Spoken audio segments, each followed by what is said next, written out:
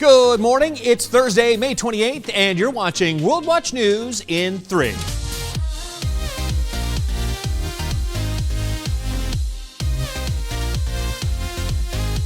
The crew arm will swing back out.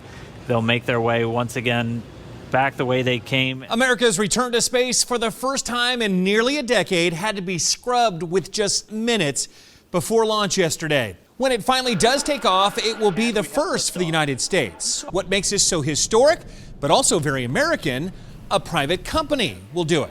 That's SpaceX. Now, the company has been shuttling cargo to the International Space Station since 2012. This is the first time SpaceX will fly men there, carrying NASA astronauts Bob Behnken and Doug Hurley. And what Bob and Doug are doing is they are the final step in proving the success of a public-private partnership business model that drives down costs. It's less expensive because of SpaceX's reusable landing craft. It'll power missions to the moon with the ultimate goal of a Mars landing. The next window for liftoff opens up Saturday afternoon. And here's a little trivia for you. For this mission, NASA rolled out its old school logo called the worm. Notice the wormy text from 1975? But the agency didn't go all retro. It's still keeping the meatball. That's what astronauts call this logo. With the worm being out there and the meatball, you see a ton of kids these days walking around, right? NASA t-shirts, the worm on their jacket and everything. And now you know the lingo.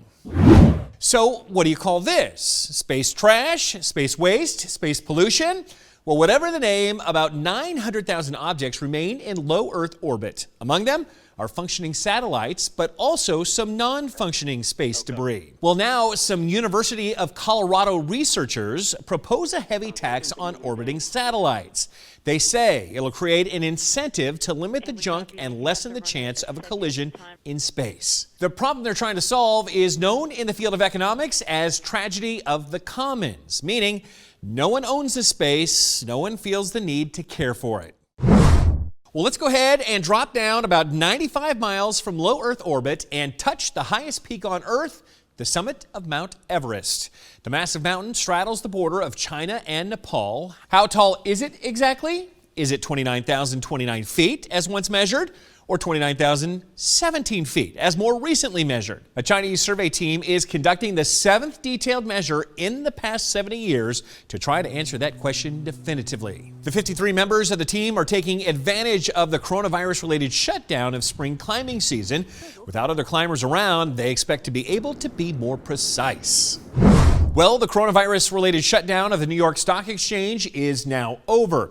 It won't look like the pre-virus days, though. The reopening comes with heavy restrictions, but at least it's back open. The governor of New York rang the opening bell. One stock trader says it all made him feel like a kid again. It feels like your first day of school, getting back in, setting up your desk again, making sure your computers are all working. So it's an exciting feeling to get back here. He says it's a great symbol of the American economy getting back into motion. If you ever wondered what a biblical plague looked like, here you go. This is the worst locust plague for Pakistan in nearly 3 decades. The insects are gobbling up crops on farms from East Africa to India. Heavy rains and cyclones allowed for unprecedented breeding and explosive growth of locust populations. And local authorities are paying by the pound for villagers to collect up dead locusts in bags. This Russian artist is well known for his miniatures. He once held a record for the world's smallest book. Well, now he's turned to a coronavirus theme. Tiny masks for insects. Here's one for a bee, for a dragonfly, even for a crab. We'll call them quarantinis. Thanks for watching, everybody. I'm the Big Bash, and remember, whatever the news, the purpose of the Lord will stand. We'll see you tomorrow. And if you haven't done so already, make sure you subscribe right now by clicking the button below. It's right there. Now, maybe it's there. I don't know. It's down there somewhere.